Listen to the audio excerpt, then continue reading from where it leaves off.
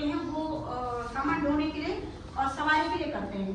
तो जैसे अभी मैंने बताया था ऊंट के बारे में, ऋषिका बताया था ऊंट के बारे में। ऊंट कहाँ पर होता है, कौन सी जगह होता है ऊंट? रेगिस्तान में। जैसे राजस्थान में है तो राजस्थान में ऊंट ज्यादा होते हैं, तो वो रेगिस्तान में होते। तो वो जो ऊंट है वो क्या काम करता है, उसमें लोग सवारी करते हैं।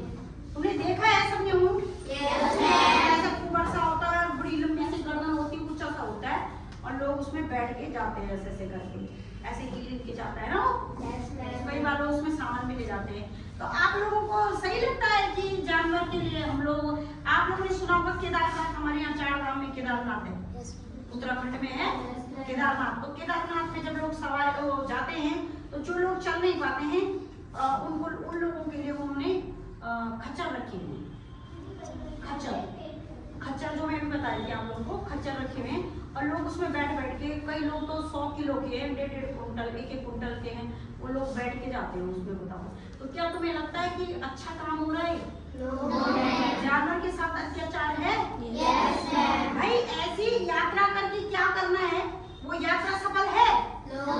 जिस जानवर के ऊपर हम बैठ के जा रहे हैं और भगवान के दर्शन करने जा रहे हैं, तो क्या आपको लगता है वो यात्रा सफल होगी?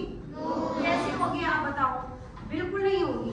इससे अच्छा तो आप घर में कर लो अपनी पूजा पाठ, घर के पास के मंदिर में चले जाओ, लेकिन किसी जानवर पर अत्याचार करके उसमें बैठ के इतने 20-20, 25-25 किलोमीटर, 19 किलोमीटर हम उसमें बैठ कर जा रहे हैं, तो ये गलत बात है। ऐसी यात्रा नहीं करनी चाहिए। अगर आप पैदल जाने में सक्षम हैं तो जाओ, और नहीं है तो बिल्कुल भी किसी जानवर पर अत्याचार नहीं करना है, उसमें बैठकर नहीं जाना है। कई लोग आपने देखा होगा कंडी में ऐसे लोगों को ले जाते रहते हैं। अब उनकी मजबूरी क्या है, उन लोगों की क्या मजबूरी है उन लोगों की? यात्रा 19 किलोमीटर तक लोग अपनी कंडी में लोगों को ले जा रहे हैं ऐसे पिट्ठू पे, क्या मजबूरी होगी उनकी? पैसा, घर का खर्चा नहीं चलता है, इसलिए वो वहां पैसा कमाने के लिए उन लोगों को ले जाते हैं।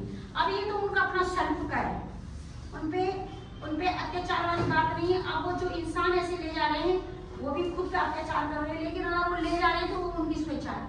लेकिन एक जानवर क्या होता है, क्या होता है? बेजुबान मतलब जो बोल नहीं पाता है। अगर उसको तकलीफ भी है, उसको कोई परेशानी होगी चलने में, तो वो बोलेगा कैसे? लड़खड़ा कर गिर जाएगा।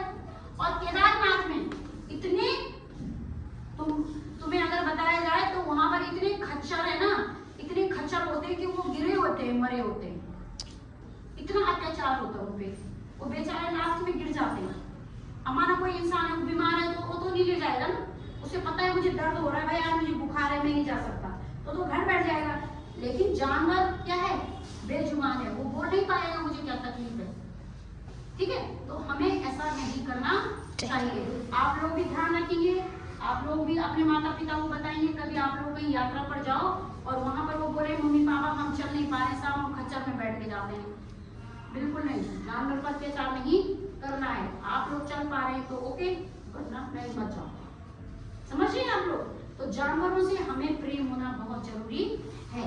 जानवर जैसे हम अपने परिवार वालों के साथ प्रेम करते हैं, अपने घर में सबके साथ प्यार करते हैं, वैसे हमको जानवरों के साथ भी रहना चाहिए।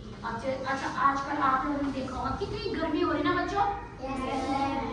बहुत गर्मी हो रही है और अब तो और होने वाली है, बहुत गर्मी होने वाली है। तो इसको केकर फिर बनाएंगे।